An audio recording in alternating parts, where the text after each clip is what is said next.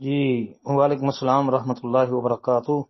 محترم ہم بھائی نے یہ ایک تحریر بھیجی ہے جب مرغا بولے، اس میں سیدنا ابو ہریرہ رضی اللہ تعالی عنہ کے حوالے سے ایک روایت درج ہے کہ جب تم مرغے کی آواز سنو تو اللہ تعالیٰ سے اس کا فضل تلاش کرو کیونکہ وہ فرشتے کو دیکھتا ہے۔ یہ نبی علیہ الصلوۃ والسلام کا ارشاد ابو ہریرہ نے بیان کیا ہے، صحیح بخاری کے حوالے سے یہ درج ہے، بالکل صحیح بخاری کتاب بدء الخلق میں یہ حدیث موجود ہے 3303 نمبر پر۔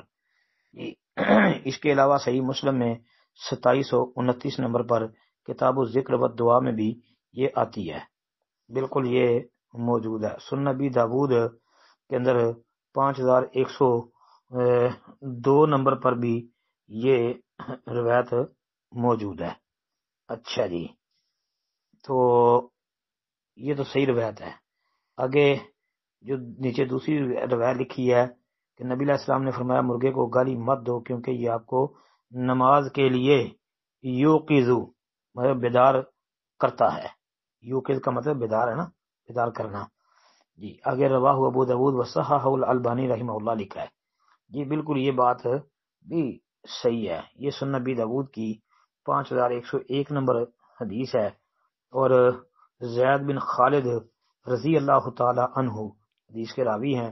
نبی کریم صلی اللہ علیہ وسلم نے فرمایا، یہ الفاظ ہیں حدیث کے، لا تسبوا الدیک فانہ یوقظ للصلاۃ، جی مرغ کو گالی مت دیا کرو اس لیے کہ یہ نماز کے لیے جگاتا ہے جی۔ یہ حدیث بھی ٹھیک ہے، سند صحیح ہے اس کی انشاءاللہ۔ السلام علیکم ورحمۃ اللہ۔ السلام ورحمۃ اللہ وبرکاتہ۔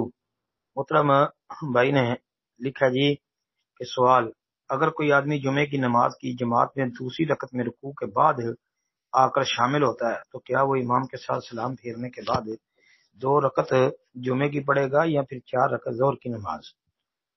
اچھا جی محترم بھائی، سنن ابن ماجہ کے اندر ایک صحیح سند کے ساتھ حدیث ہے، رسول اللہ صلی اللہ علیہ وآلہ وسلم نے فرمایا کہ جو شخص جمعے میں سے 1 رکعت پا لے تو اس کے ساتھ وہ دوسری آخری رکعت ملا لے۔ یہ سنن ابن ماجہ کی 1121 نمبر حدیث ہے۔ اسی طرح سنن دارقطنی وغیرہ کے اندر یہ ہے کہ نبی کریم صلی اللہ علیہ وسلم کا ارشاد ہے، جو شخص جمعے کے دن جمعے کی نماز سے 1 رکعت پا لے تو اس نے جمعہ پا لیا اور وہ اس کے ساتھ دوسری رکعت ملا لے۔ اب اس حدیث مصطفیٰ سے پتہ چلتا ہے کہ اگر کوئی بندہ جمعے میں لیٹ ہو جائے اور جماعت کھڑی ہو جائے، 1 رکعت گزر جائے اور 1 رکعت اگر اس کو مل جائے تو پھر وہ 1 رکعت اور ساتھ پڑھے تو سلام پھیر دے، یعنی 2 رکعتیں ہی پڑھے گا۔ دوسری بات کہ اگر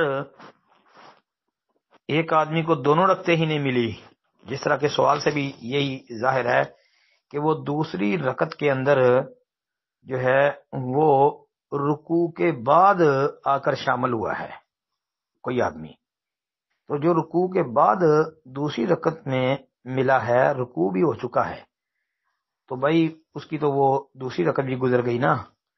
اب اس کے لیے مسئلہ یہ ہے کہ وہ ظہر کی نماز پڑھے گا، اب وہ 2 رکعت پر گزارا نہیں کرے گا جی۔